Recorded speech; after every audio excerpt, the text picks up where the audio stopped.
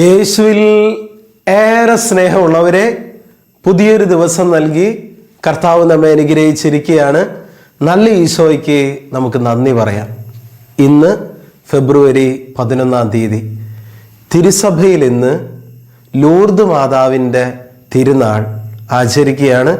തിരുനാളിൻ്റെ പ്രാർത്ഥനാശംസകൾ ഏറെ സ്നേഹത്തോടുകൂടെ നിങ്ങൾക്ക് നേരുകയാണ്. നമുക്കറിയാം, ലൂർദിൽ പരിശുദ്ധ അമ്മ ബർണദീത്തയ്ക്ക് പ്രത്യക്ഷപ്പെട്ടുകൊണ്ട് ജപമാല ചൊല്ലുവാനായിട്ട് പ്രത്യേകം ആവശ്യപ്പെട്ടിട്ടുണ്ട്. അതുപോലെ തന്നെ ലൂർദിലാണ് പരിശുദ്ധ അമ്മ പറഞ്ഞത്, അമ്മയുടെ പ്രത്യക്ഷത്തിൽ ഞാൻ അമലോത്ഭവയാണ്. വളരെ പ്രധാനപ്പെട്ട ഒരു തിരുനാളാണ് ഈ ലൂർദ് മാതാവിൻ്റെ തിരുനാൾ. ലൂർദിൽ നമുക്കറിയാം ധാരാളം അത്ഭുതങ്ങളൊക്കെ സംഭവിക്കുന്നുണ്ട്. ഇന്നേ ദിവസം പ്രായോഗികമായിട്ടുള്ള 2 കാര്യങ്ങൾ അച്ഛൻ പറയാനായിട്ട് ആഗ്രഹിക്കുകയാണ്. ബർണദീത്തയോട് ജപമാലകൾ ഒത്തിരി ചൊല്ലുവാനായിട്ട് പരിശുദ്ധ അമ്മ ആവശ്യപ്പെട്ടു. എന്നെ കേട്ടുകൊണ്ടിരിക്കുന്ന പ്രിയപ്പെട്ട മകനെ, മകളെ, ഇന്നേ ദിവസം, ഈ അനുഗ്രഹീതമായ ദിവസം ഒത്തിരി ജപമാലകൾ ചൊല്ലി പ്രാർത്ഥിക്കുക. സ്വർഗം നിന്നെ അനുഗ്രഹിക്കും. രണ്ടാമതായിട്ട് പരിശുദ്ധ അമ്മ പറഞ്ഞു, ഞാൻ അമലോത്ഭവയാണ്. നമുക്കറിയാം അത്രമാത്രം വിശുദ്ധിയുള്ള ഒരു ജീവിതമായിരുന്നു പരിശുദ്ധ അമ്മയുടേത്. ഇതുപോലെ പ്രിയപ്പെട്ടവരെ, കൂടുതൽ വിശുദ്ധിക്ക് വേണ്ടി നമുക്ക് ആഗ്രഹിക്കാം, പ്രാർത്ഥിക്കാം, പരിശ്രമിക്കാം. ഈ 2 ചിന്തകൾ മാത്രം അച്ഛൻ ഇന്ന് നിങ്ങൾക്ക് നൽകുകയാണ്.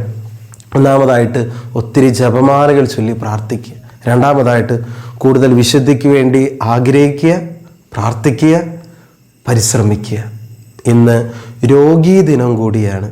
നമുക്കറിയാം, ലൂർദിൽ അവിടുന്ന് പുറപ്പെട്ട ഉറവയിൽ നിന്ന് ഒത്തിരി രോഗികൾ സൗഖ്യപ്പെട്ടതായിട്ട് നമുക്കറിയാം.